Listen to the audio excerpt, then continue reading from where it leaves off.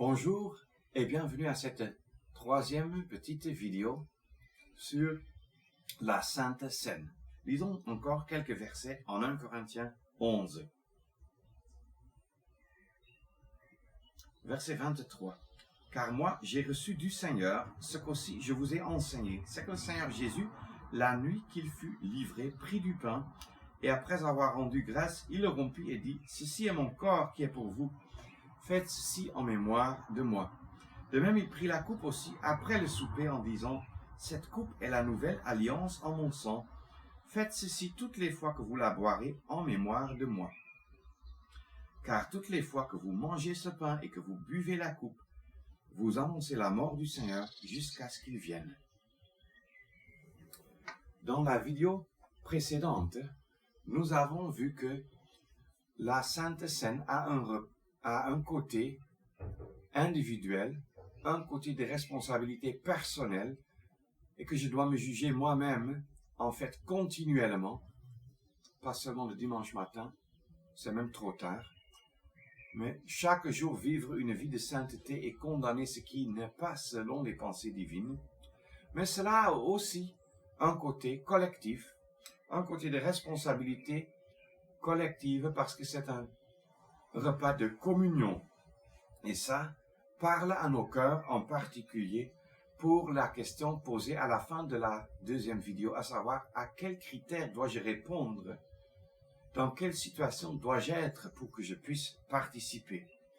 Et je crois qu'il y a une très grande clarté sur le premier aspect, à savoir que c'est impossible que quelqu'un qui est encore mort dans ses péchés, qui est encore un enfant de colère, qui est encore un esclave du diable, puisse participer à la Sainte Seine, qui est le mémorial de Christ alors qu'il ignore Christ, et qui annonce la mort de Christ alors que cette mort justement le condamnerait.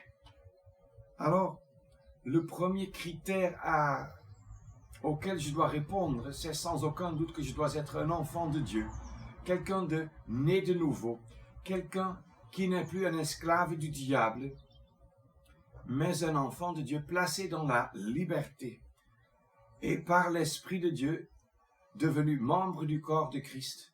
Comment est-ce que je pourrais, étant encore esclave du diable, mort dans mes péchés, annoncer la mort du Seigneur, mais exprimer aussi l'unité avec les rachetés, alors que je suis moi-même encore en train de me perdre et d'être perdu pour toute éternité. Nous devons donc insister là-dessus qu'une personne morte dans ses péchés ne peut jamais annoncer la mort de celui qui est mort pour nous délivrer de la mort. Or, une personne qui n'a pas encore voulu se faire délivrer de cette mort éternelle et de cet état de mort qu'est l'esclavage du diable, alors une telle personne, qu'est-ce qu'il va faire en rompant le pain? Il va se condamner lui-même, se rendre coupable lui-même davantage. Et j'insiste sur le point que ce n'est pas suffisant que la personne soit membre d'une communauté chrétienne, qu'il ait été baptisé, ainsi de suite, parce que il y a des millions dans le monde entier qui sont chrétiens, comme ils le disent, qui ont été baptisés, qui payent les dîmes et qui écoutent bien le pasteur et les anciens, et qui n'ont jamais cru. Parce qu'on leur a posé les fausses questions. On dit que tu connais Jésus, non? Et il dit oui. Hein, tu sais qu'il est ton sauveur, non? Oui. Il est mort sur la croix pour tes péchés, non? Oui. Ah, donc, vous pouvez participer. Et on oublie complètement que ce n'est pas les questions à poser, mais plutôt que c'est la bouche de la personne concernée qui doit parler. Et c'est sa vie qui doit témoigner de ce que la personne a eu un changement visible et radical. Que ceux qui l'ont connu auparavant savent maintenant que celui qui était dans les ténèbres est maintenant dans la lumière. Ce n'est pas que celui qui était dans les ténèbres maintenant, il est à l'église, mais il a eu ce changement qui est le fruit ou bien la conséquence immédiate de ce que quelqu'un qui était mort dans les péchés maintenant a reçu la vie divine. Quelle grâce de pouvoir témoigner d'une telle chose. Et moi, je dois me poser la question, est-ce que pour moi, qui veut participer, est-ce que pour moi, ce changement est visible? Je dois donc me poser cette question, est-ce que réellement je suis né de nouveau? Est-ce que réellement ce changement fondamental a eu lieu dans ma vie? Pas que je suis déjà parfait, parce que la perfection ne vient que au ciel, mais que j'ai vraiment eu ce changement avec lequel je témoigne que réellement je suis maintenant un enfant de Dieu. Je ne vis plus pour moi-même, mais pour Christ. Je suis sa propriété pour toute éternité. Est-ce que pour moi-même, je suis au clair à ce sujet? J'insiste aussi sur la responsabilité de l'Assemblée ou de l'Église, du rassemblement local, à savoir de devoir veiller à ce que les personnes qui participent ou qui veulent participer soient réellement nées de nouveau, pas seulement qu'ils disent être croyants. Je connais une histoire où les gens sont entrés quelque part dans une église et on leur a posé la question « Êtes-vous croyants ?» Et ils ont dit « Oui ». Et ils ont pu participer à la scène. C'est après le culte que les gens de cette église se sont rendus compte que c'était deux musulmans. Êtes-vous croyants? Ça ne dit rien. Environ 3/4 ou même 90% de la population mondiale se considère croyants. Maoïstes, taoïstes, hindouistes, bouddhistes, islamistes, ou bien musulmans, chrétiens, etc., etc. Tout le monde presque est croyant. Même les athéistes croient en une théorie. Bref, ça ne dit rien. Êtes-vous croyant n'est pas suffisant. Il faut que la personne puisse témoigner clairement de sa foi en Christ et du changement qui a eu lieu dans sa vie.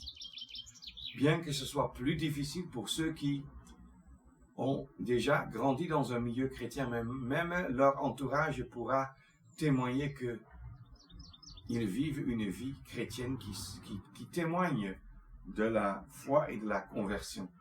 Bref, ce n'est pas une chose superficielle qu'on dise « Ah, ce point-là, c'est déjà clair ». Il faut y consacrer du temps, et notamment dans certaines régions, par exemple en Afrique, où des païens, des animistes quittent en masse l'animisme pour se joindre aux chrétiens.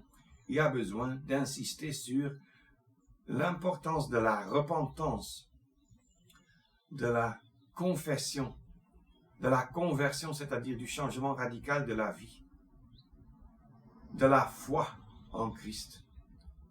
Si on ne ressent nullement la repentance, mais juste quelqu'un dit, comme ça se fait fréquemment, « Ah, désormais, je veux adorer dans cette église », ça, ce n'est pas à prendre de prime abord comme quelqu'un de né de nouveau. Et il faut donc y consacrer du temps pour lui expliquer encore le message de l'Évangile et son état de pécheur devant Dieu. Et on verra le résultat par ses réactions. On découvrira beaucoup plus clairement s'il est né de nouveau ou s'il est encore juste un religieux. Que le Seigneur aide chaque frère, chaque sœur, mais aussi chaque communauté chrétienne à prendre ce point, ce premier critère au sérieux. Le Seigneur en est digne. Sa table est sainte. La communion chrétienne est une chose sacrée. Le mémorial du Seigneur Jésus est une chose sacrée qui n'est pas à prendre à la légère, pas à traiter à la légère. Que le Seigneur nous aide à prendre ce premier point au sérieux. Même l'épître aux Corinthiens a été écrite non pas à ceux qui s'appellent chrétiens, mais je lis dans le premier chapitre de cette épître: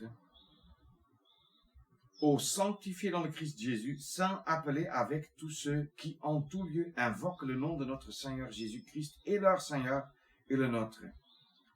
Grâce et paix à vous de la part de Dieu notre Père et du Seigneur Jésus-Christ. Et il est donc clair que les instructions concernant la Sainte Seine, contenues dans le 10e et 11e chapitre de cette épître, s'adressent exclusivement à ceux qui sont sanctifiés dans le Christ Jésus, et pas à ceux qui s'appellent chrétiens. Faisons la part des choses. La parole est claire à ce sujet. Merci beaucoup, et dans une vidéo suivante, nous allons encore un peu plus voir des éléments concernant la participation à la fraction du pain, voire à la Sainte Seine, comme on l'appelle souvent. Merci.